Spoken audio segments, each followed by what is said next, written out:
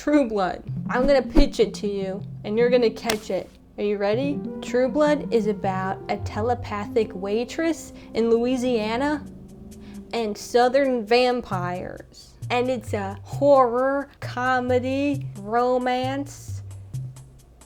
I think that's all the genres. It's fantastic. It's a lot.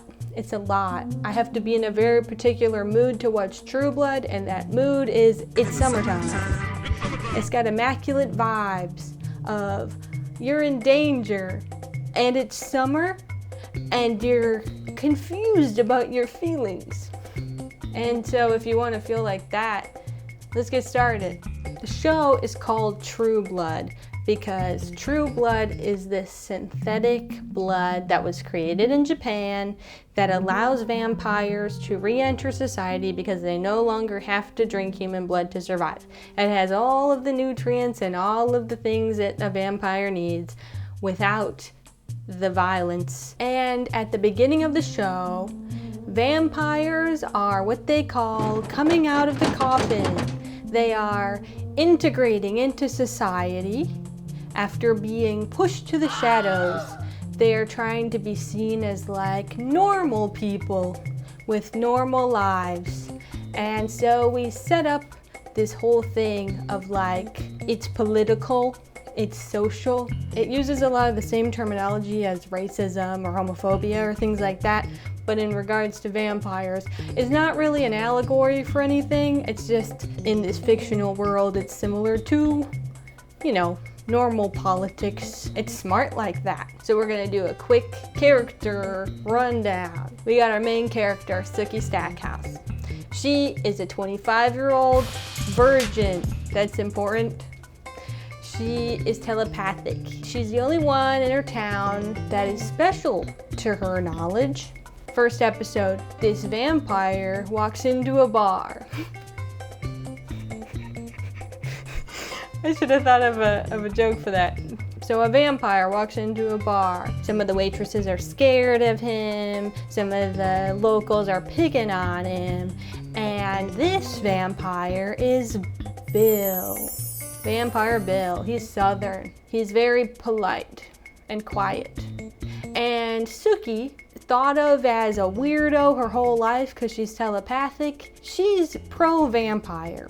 She's like, we need to be nice to them. I'm sure they're just like everybody else. And so she's really friendly and goes right up to Bill. And she's so excited because she can't hear his thoughts.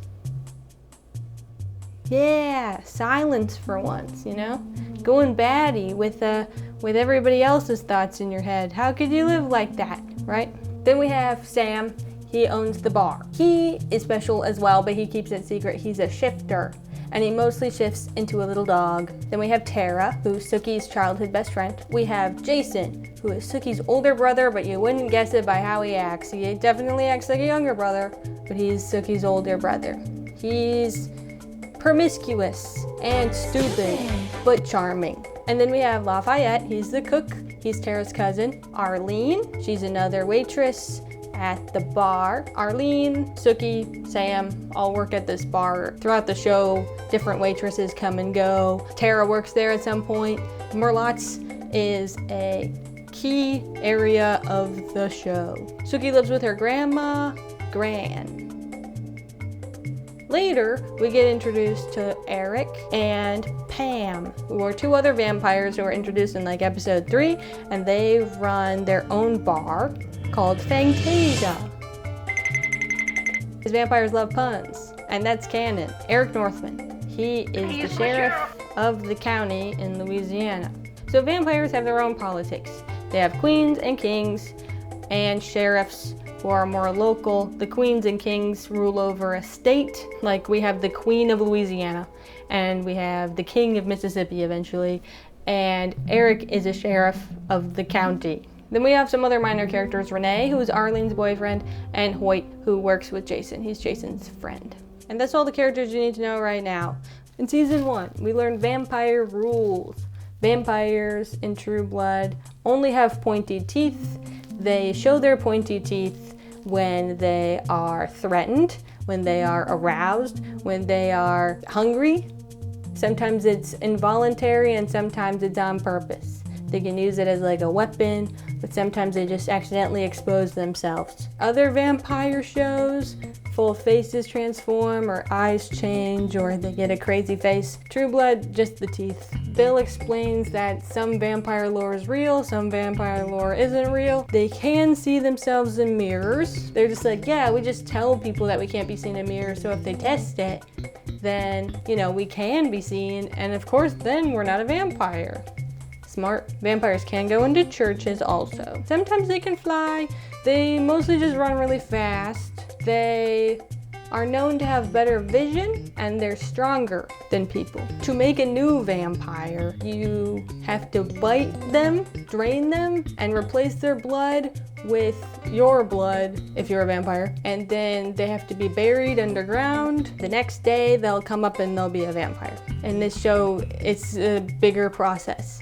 So we have a lot of humans that will get bitten and have their blood drank and not be turned. Vampires can die by getting a wooden stake in the heart, going out in the sun, and silver burns them. It doesn't kill them, it just hurts a lot. We love vampire lore. So season 1, overall the plot is a murder mystery because True Blood is based off of books called like the Sookie Stackhouse novels, Sookie Stackhouse Chronicles, Sookie Stackhouse books. And the author writes other series of murder mysteries all the time. Season 1 is very exposition, is very vampire politics. Who are these vampires? Blah, blah, blah. Murder mystery. The other seasons are not murder mysteries. Beginning of season 1. Vampires coming out of the coffin. They're trying to reintegrate into society. Some are very polite like Bill, others are really scary and sketchy like Bill's friends who just hang around him and who are weird and stuff. There's a waitress who works at Merlotte's. She's hooking up with Jason, Sookie's brother. All of a sudden, she dies. And Jason is the prime suspect because he's the last person that saw her. But then she's got vampire bites on her neck, so then they think, oh, she's been hooking up with vampires and they must have done this. They call humans who hook up with vampires fang bangers. Delightful, right? They think that she's this harlot. So they're anti the woman, they're anti vampires, they're anti Jason. Everybody's button heads. Well, everybody's anti a lot of things. I don't know who they're butting heads with, but they're anti a lot of things. And Bill is trying to explain to people like, vampires wouldn't do this, vampires would drink her blood, they wouldn't just kill her, what the heck, blah, blah, blah. And Sookie's like, yeah, I believe Bill. Why would they do this? That makes total sense to me. And Jason's like, well, I didn't do it. And Sookie can read his mind. And so she's like, yeah, I don't know, why would Jason do this? There's our murder mystery. Who's this murderer? It's not a vampire. It's not Jason. Who could it be? And these people are dying around town. So he's like this little serial killer little guy. The other plot of season 1, vampire blood is a drug. It's called V-juice in season 1, but later it's shortened to just V because V-juice sounds stupid. We have humans who are V-juice addicts. So they go around hunting vampires to drain them to sell their blood as drugs. V is a highly addictive, highly potent drug. So you only need a little tiny bit to feel it. It does all sorts of things. It heals you, makes you hallucinate, makes you feel really good. It makes you stronger. It's like Viagra. It's like a multi-ultra drug and people just want it. Yum, yum, yum, yum, yum. It gives you a little bit of microdose of what it means to be a vampire, if that makes sense. So then we have that other facet of anti-vampire because they're farming them. They don't quite farm them ever, but they kidnap them and steal their juice. So that's fun. In the meantime, Lafayette, Tara's cousin / the chef at Merlotte's, is a V-juice dealer, and he has this deal with a vampire named Eddie. Lafayette and Eddie hook up in exchange for Eddie's blood. And Lafayette feels bad about this. He's like, oh, this poor lonely guy. But, money. and B. So it's complicated. Jason meets a girl. This girl is a hippie. She seems cool and knowledgeable and a photographer and things like that. And Jason really respects that and finds her cool and interesting. But then we find out that she's only enlightened because she's a V addict and she does really shady things to get it. And this is where we have an overlap. She goes up to Eddie in his home, Eddie the vampire that Lafayette gets V from, and she goes and just drains him with Jason there. And Jason has a whole crisis of faith because he was very anti-vampire before. They're very dangerous. They're very scary. He doesn't like his sister hanging out with them, all of that. But then after meeting Eddie, and he was just a nice, normal guy, lonely, normal guy, and him dying in front of Jason, Jason is like, wait, these are people. I don't want to do this. And his new girlfriend is like, they're not people, they're vampires. That gives Jason a whole complex because that's too much for him. He's like, I thought this was just gonna be like a normal thingy. You know, if you eat meat and then you befriend a cow and then you feel really bad that people eat the cows. It was kind of like that in a way, but it's also like a human. It's complicated. It's extending normal things to vampires. So Jason has this thingy. There's a small bit that introduces a new character because Bill kills a vampire in defense of Sookie at Fang-tastic. And by vampire law, if you kill a vampire, you have to make a new one. So Bill is forced to turn a young girl into a vampire, and this girl is named Jessica, and Bill is like, I don't want to do that. And they're like, too bad, so sad. You killed one of us, make another one. And so then he turns Jessica into a vampire, and she becomes like his daughter. You are the worst maker ever. She has to learn how to be a vampire from Bill. That's a whole deal.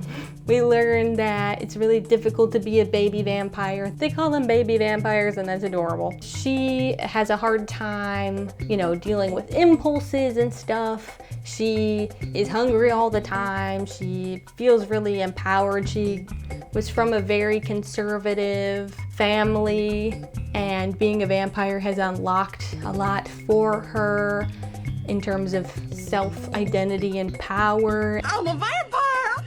Woo! And Bill has to guide her through that turmoil of, ooh, now you have power, what are you gonna do with it? Things like that.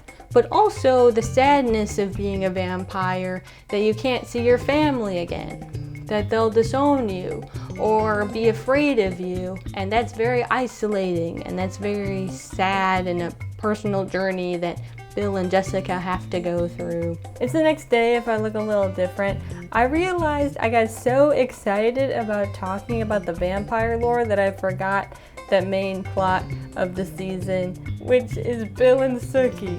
So in the first episode, Bill is sitting alone at Merlotte's, and some people are afraid of him, and some people are trying to take advantage of him because he's a vampire. Sookie can hear everybody's thoughts in the whole place. She overhears these guys called the Rat Trays say that they're gonna kidnap Bill and drain him for V, and she's like, no, you are not.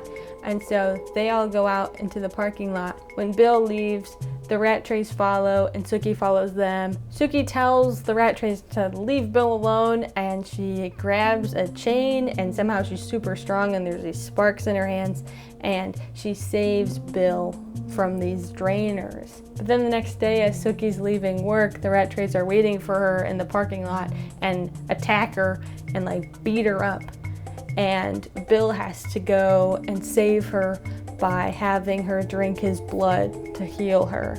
So then we find out, because of this, that vampire blood has very special qualities, especially if you drink high amounts of it. So it heightens all your senses. Also, it emotionally ties you to the vampire. So they can sense your emotions and know where you are. So now Sookie and Bill are emotionally tied. They're also tied because they're intrigued by each other. Sookie likes hanging out with Bill because she can't hear his thoughts, which is refreshing. Thank you.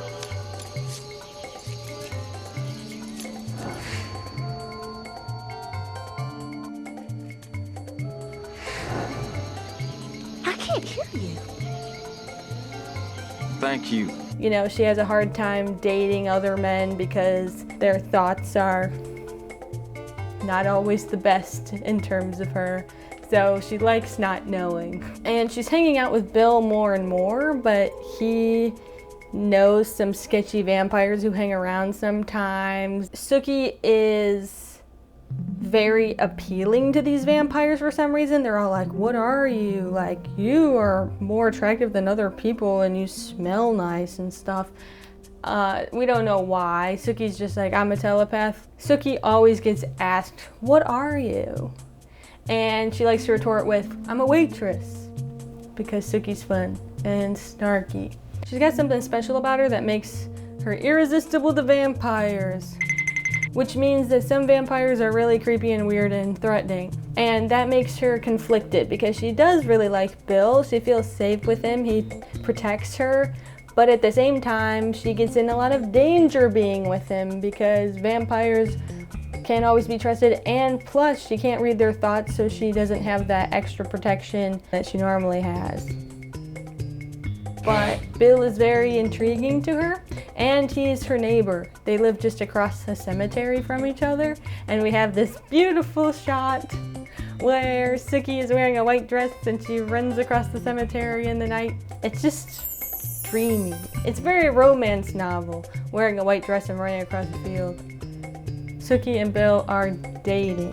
People do not approve of their love. The only person that approves of it is Gran, because Gran is very open and welcoming and is into history and has Bill talk to her historical society and cleans the house for him to come over and all this stuff.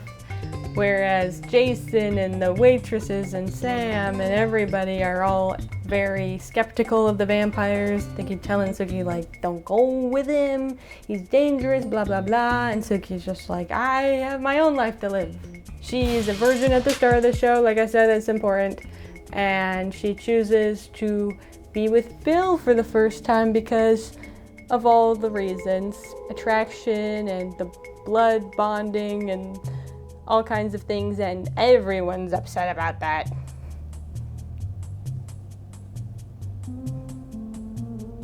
Yeah. Another thing Bill does in this season that he doesn't really do in the other seasons is he takes revenge for Sookie a lot. Like, after the rat trays attack Sookie, mysteriously, their trailer is destroyed by a freak tornado. But it was Bill attacking them to get them gone because they attacked Sookie. Later, he kills her uncle, who was a bad guy. He's just like making everybody disappear, and Sookie is like, that's messed up. So we go back and forth with Bill and Sookie a lot because Sookie is teetering on this line of, ooh, the only man I've ever loved, and also I live a very dangerous life with him. We're almost done. So Sookie is trying to figure out who this murderer is in town. Did you forget about that? There's also a murderer in town. She's reading minds. And we have this delightful thing at the end. Renee, Arlene's boyfriend. He's very Cajun. He has a very thick accent. All of a sudden, one time, she's reading his mind, and in his mind, he doesn't have an accent. And this sets off little sparks in her mind, like, oh, he's not who he says he is. And we find out that Renee has been the murderer the whole time and is trying to pin it on vampires and just pretending like, oh, I'm only killing fang bangers so that it seems like vampires are doing it and I can keep getting away with it. But the last straw comes because Renee kills Gran, and it's tragic and it's awful, and Sookie has to clean up the blood, and it's very, very tragic and terrible. How sad. And so she has to live in this house that's haunted by this memory that her grandma died there. It's horrible. Oh, and Sookie is already an orphan. It sucks. And then we have this standoff between Sookie and Renee at her home. And he explains his plot to her. He drops the accent and he explains that he finds that people who love vampires are bad. He hates them. He thinks they're shady scum and they deserve to die. And Sookie is next. Any kind of vampire sympathist has to go. And Gran was just collateral damage because she happened to be home when he was looking for Sookie. And they have a face-off and Sookie wins and moitas him. And that's how season 1 ends. Season 1, solid exposition, learning about V, learning about vampires and all their rules, learning about all the characters. Also, season 1 has this other plot. There's so many freaking things going on in season 1. Tara's mom, Letty Mae, is an alcoholic, and she views her alcoholism as a demon. And she goes and finds somebody to exorcise the demon, and she needs like an absurd amount of money to do it. And Tara's like, I'm not paying for that. What the heck? No, you don't have a demon. You're just an alcoholic. But Letty Mae is convinced that she is, so she gets this exorcism, and then suddenly she's better. So then Tara thinks she has a demon and wants to get it exorcised. But then we find out that this person who's performing all these exorcisms is a fraud and is mostly just doing it as like a placebo thing, just to like get money from people. It's a scam. And Tara has like a crisis of faith and boom, boom, boom, lots of crazy bad stuff happening with it, taking care of an alcoholic parent. And then this social worker drifts into town and cleans everything up. She's very kind and very goddess-like. And her name is Marianne, and she becomes one of the main characters in season 2. So it's very important. Tara goes to Marianne and bonds with her, and Marianne is rich and generous and just wants to take care of people. Tara's all for that at the time. That's explored more in the next season. True Blood's a great show. Everybody has a southern accent, and then you'll start speaking in one too if you watch it too much. That's happened to me multiple times. It's HBO, so be aware of lots of graphicness, graphic blood, graphic nudity, graphic t-shirts. Great show for the summer. If you are a little squeamish about blood and stuff, maybe it's not for you, because there's a lot of blood. The way that vampires die in this is they explode like a blood balloon. Isn't that fun though? Like other vampire stories, they like just turn to dust. Like in Buffy, they just kind of turn to dust and disappear. But in True Blood, they like just explode. That's crazy. And so often they're just like a big pile of junk on the ground after that. It's visceral. You feel a lot watching True Blood. I hope you had fun. I had fun. This is fun video number 2 for me because that's what I'm doing now. I'm just making stuff that I think is fun, and that's what's gonna happen, okay? I'll see you next time. Bye-bye.